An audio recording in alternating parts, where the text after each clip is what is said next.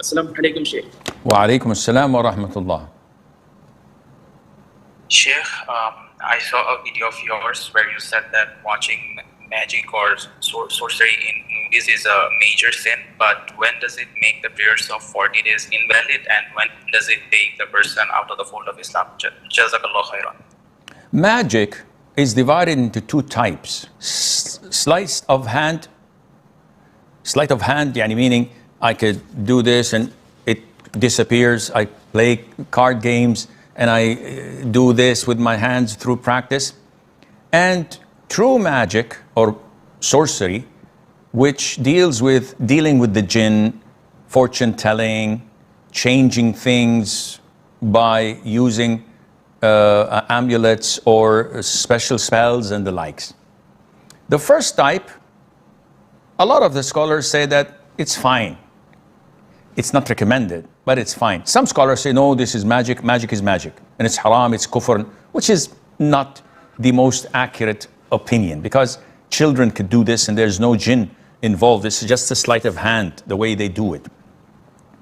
There is a type of magic that deals with potions, poisons and medication that would change the person's mood, that is, and how he behaves. And that is also prohibited, but it's not shirk, it's not kufr, but it's close, quite close.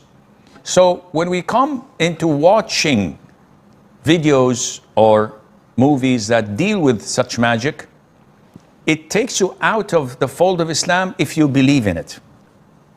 Like when you go to a soothsayer and he says, next week, X will happen. And you say, what a schmuck. And next week, it happens. And, oh, you remember? Last week we went to this fortune teller and he told us it's going to happen. It happened. That's kufr, because you believed him. It's not kufr, but it renders your prayer invalid when you just watch it for the fun of it.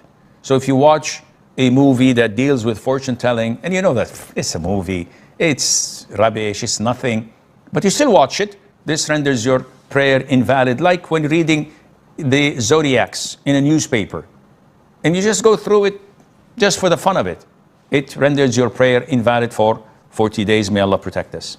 So I see many people in masjid with shirts which have photos of living things not doing sujood properly, like keeping the whole hand down, having the length of trousers all the way below ankle. Do I always need to correct everyone every time I see like the person beside me while praying? Logic speaking, if there was an individual praying in a masjid that had 300 Muslims praying, and this individual went from row 1, 2, 3, and 4, passing by each and every individual in the row, correcting their mistakes by saying, Assalamu alaikum akhi, your trousers are below the ankle. Assalamu alaikum akhi, you're shaving and shaving is haram. Assalamu alaikum akhi, you're having qaza' on your hair and this is haram. Assalamu alaikum akhi, I don't know you, you look fine, but I think there's a budge in your pocket and I think it's cigarettes. Smoking is haram. And you go on doing this. First, nobody's going to accept your da'wah or your advice. Secondly, they would think you are a lunatic because you're acting like the moral police, the religious police, and it's none of your business what we do. Thirdly, this defies the purpose of being kind and lenient and giving fair preaching with wisdom and knowledge, because definitely you're not doing this.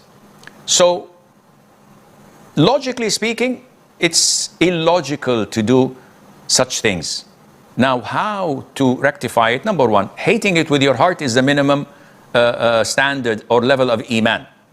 Secondly, if I'm a frequent person who goes to that masjid and I can exchange salam with individuals, after a few weeks, we bond and we start to have a relationship and ask about the weather, about the prices, going up or going down and different things, then I may drop an advice here and there with kindness, with wisdom, when the time is right, when I feel that I am doing a good thing. That's fine. This is how we roll and this is how we live with different types of people, and Allah knows best.